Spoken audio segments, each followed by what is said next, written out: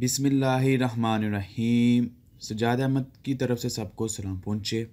इन videos में हम देखेंगे BA, BSc, associate degree program जो कि 2 ईयर डिग्री प्रोग्राम्स हैं। उनके कंप्यूटर साइंस का जो सिलेबस है उसके पास्ट पेपर देखेंगे और उनका सॉल्यूशन देखेंगे।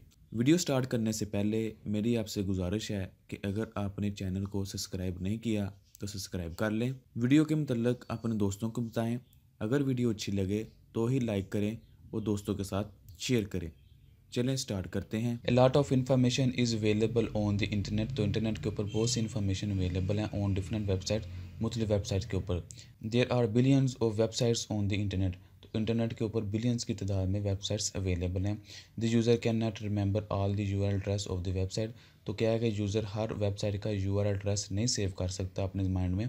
The internet user only browse the important website address. तो क्या होता है कि यूज़र जो होता है वो कुछ इंपॉर्टेंट वेबसाइट जो उसके माइंड में है, मसलन गूगल, याहू, जीमेल, इस तरह की जो चीज़ें उसके माइंड में है वो उसको टाइप करता है। The other website addresses can be search through the search engine. तो फिर क्या होता है कि अगर वो ज़्यादा डाटा उसके माइंड में है, वो इतनी चीज़ें याद नहीं रख सकता, तो वो फिर क्या करता है, सिंपल गूगल पे जाके उसको टाइप करता है। फिर गूगल क्या करता है, जो हमने टाइप किया उससे रिलेटेड जितनी भी वेबसाइट होंगी वो हमें शो करवा के दे देगा। The other website search addresses can be searched through the search engine. Search engine maintain a list of billion of web pages contain information on the various topic.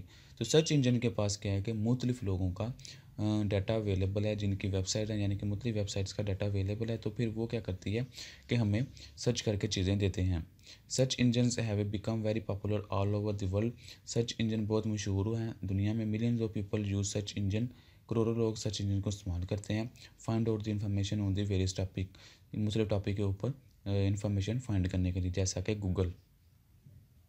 Google का अपना search engine है, Facebook का अपना search engine है, इस तरह युबंडो, Yahoo, तो हर एक का अपना अपना सर्च इंजन है। Search engine ask you to enter some keyword about the data information you want to search on the internet. तो सर्च इंजन क्या करता है कि वो कहता है कि कुछ डाटा एंटर करें जो चीज़ आप फाइंड करना चाहते हैं। Search engine searches the required information and send the rest of the web page the required information on your computer.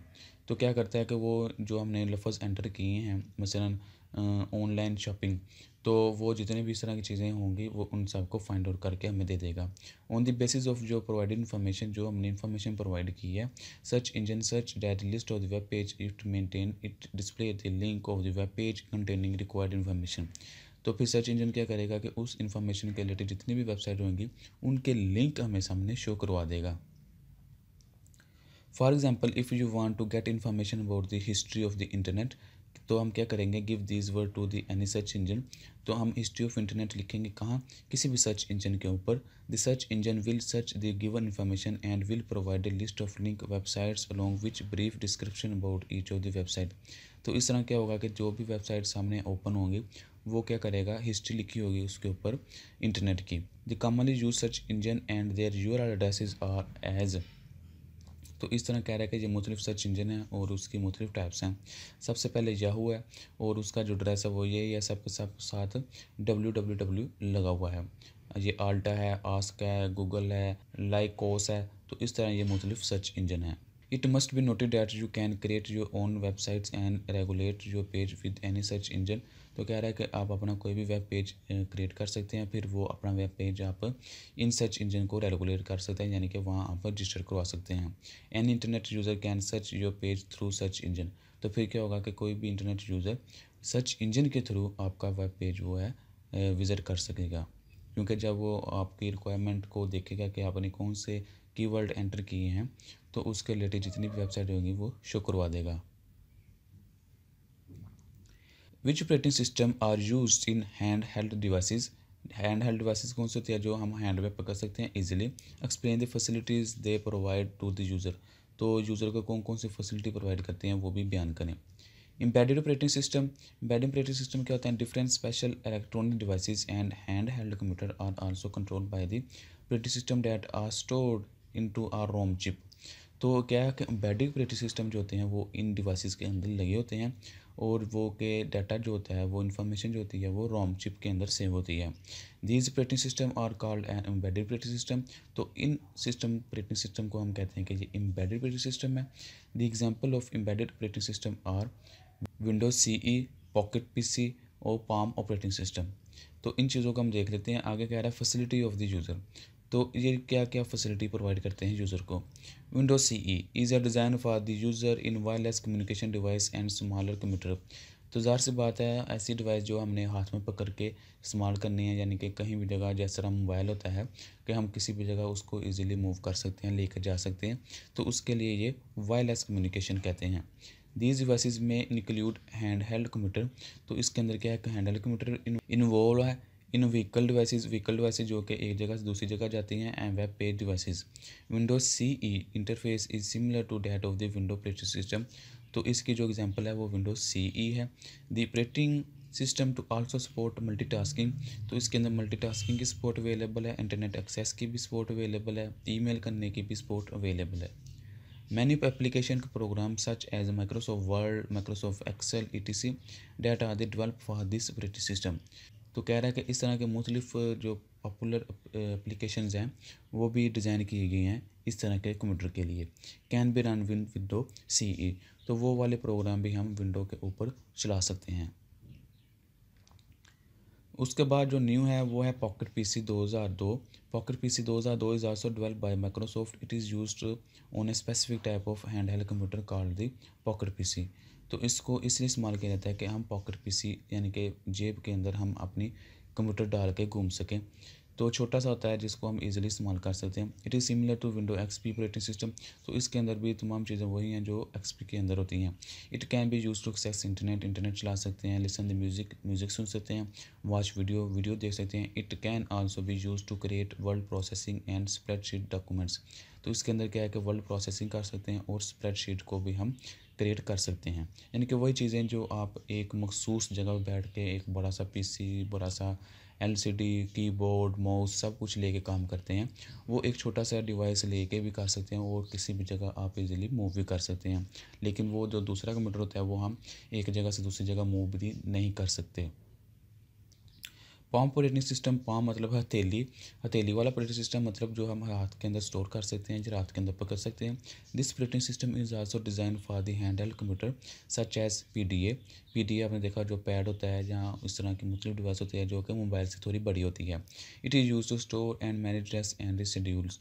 तो ये क्या करता है कि डाटा को मैनेज करता है, स्टोर करता है और उसको शेड्यूल भी कर लेता है। नेक्स्ट क्वेश्चन है what are the different output devices at home user में यूज इन हर कंप्यूटर। तो मुख्तलिफ कह रहा है कि आउटपुट डिवाइसेस कौन सी हैं, ये सबको पता है, तकरीबन 11th-12 में भी बताया जाता है।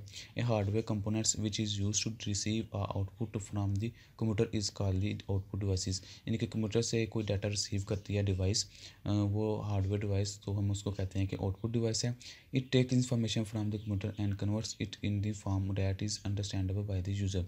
तो ये क्या करता है, कंप्यूटर से कुछ मालूमात लेता है और उसको इस फॉर्म में तब्दील कर देता है कि कंप्यूटर को जो स्क्रीन लगी हुई होती है वहाँ पे शो हो के जो यूज़र है उसके लिए अंडरस्टैंडेबल हो। अंडरस्टैंडेबल होने का मतलब ये है कि जो भी डाटा हमें आया है वो हमारी समझ में हो। ऐसा ना हो कि कुछ ऐसा लिखा आ जाए कि जो यूज़र को पढ़ा ना जाए। फॉर एग्ज़ाम्पल, अगर कोई मैसेज बॉक्स से मैसेज आया है तो उसमें आया तो वो 0101 के फॉर्म में है कंप्यूटर से एग्जीक्यूट होने के बाद, लेकिन हमें जो मैसेज बुक है वो 0101 के फॉर्म में नहीं मिलना चाहिए, बल्कि किसी इस तरह के शेप में मिलना चाहिए कि यूज़र उसको इजीली पढ़ सके, यानी कि इंग्लिश के फॉर्म में, उर्दू के फॉर्म में, इस तरह। A list of commonly use output devices. तो आउटपुट डिवाइसेस ये हैं, मोनीटर है, प्रिंटर है, स्पीकर है, प्रोजेक्टर है और फैक्स मशीन है। मोनीटर क्या चीज़ है ये आप जानते हैं। Monitor is commonly use output device, it is use as a soft copy output device. तो ये क्या करता है, सॉफ्ट कॉपी हमें किसी भी आउटपुट की दिखाता है। द आउटपुट में भी इन द फॉर्म ऑफ टेक्स्ट, ये टेक्स्ट हो सकता है, ग्राफिक हो सकते हैं, वीडियो हो सकती हैं, ये चीज़ें। It also help the user to input correct data into the computer. Monitor is also refer to the display screen. तो हम इसको डिस्प्ले स्क्रीन भी कहते हैं। उसके बाद क्या है, monochrome monitor. Monochrome means information display in one colour such as white, green, black, blue, amber and grey on the different colour background which is usually black. तो हमें मुख्तलिफ कलर में डाटा शो करवाता है, लेकिन उसका नॉर्मली जो background होता है वो ब्लैक होता है। These monitors are usually use to display text. तो ये नॉर्मल टेक्स्ट को सिर्फ शो करवाने के लिए इस्तेमाल होते हैं। Some PDAs and other mobile devices use monochrome monitors to save the battery low.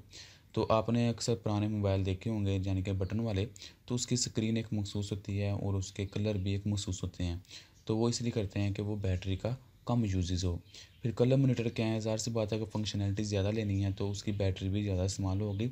तो कलर मॉनिटर में क्या है, use to display output in different colour. तो इसके लिए हम हो सकता है कि हम मुख्तलिफ कलर्स के अंदर आउटपुट चाह रहे हों। Today most of the personal computer use colour monitor. तो नॉर्मली कह रहा है कि आजकल जो कंप्यूटर चल रहे हैं वो कलर मॉनिटर को इस्तेमाल करते हैं।